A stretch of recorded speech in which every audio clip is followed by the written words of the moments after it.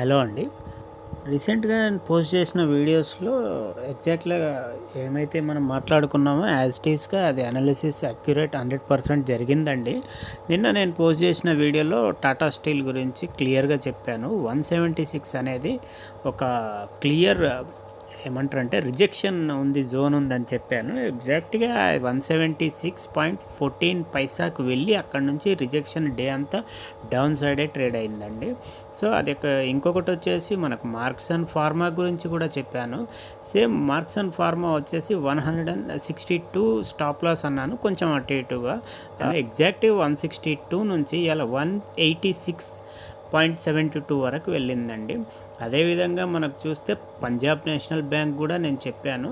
ఆ రోజు Punjab national bank around 113 అలాగ ఉందండి. మరి దాని గురించి కూడా అక్యురేట్గా మనకు అనాలిసిస్ జరిగింది.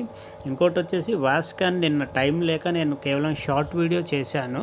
అది కూడా యాజ్ ఇట్ ఈజ్గా మనం ఏదైతే అనుకున్నా నేను టార్గెట్ 1 టార్గెట్ 2 అని అనాలిసిస్ చేశాను. ఎగ్జాక్ట్గా టార్గెట్ 2 దాకా రీచ్ అయ్యి రిజెక్షన్ అయ్యిందండి.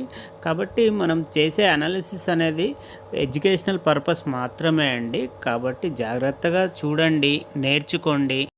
ఈరోజు ఇంత అక్యురేట్గా అనాలిసిస్ చేయగలుగుతున్నామంటే ఆల్మోస్ట్ 16 ఇయర్స్ ప్లస్ ఎక్స్పీరియన్స్ ఉందండి, మార్కెట్లో చేస్తున్నాము. కాబట్టి అక్యురేట్గా మనం ఈ వీడియోస్లో పోస్ట్ చేయడం జరుగుతుంది. మన వీడియోస్ లైక్ చేయండి, సబ్స్క్రైబ్ చేయండి. Thank you all.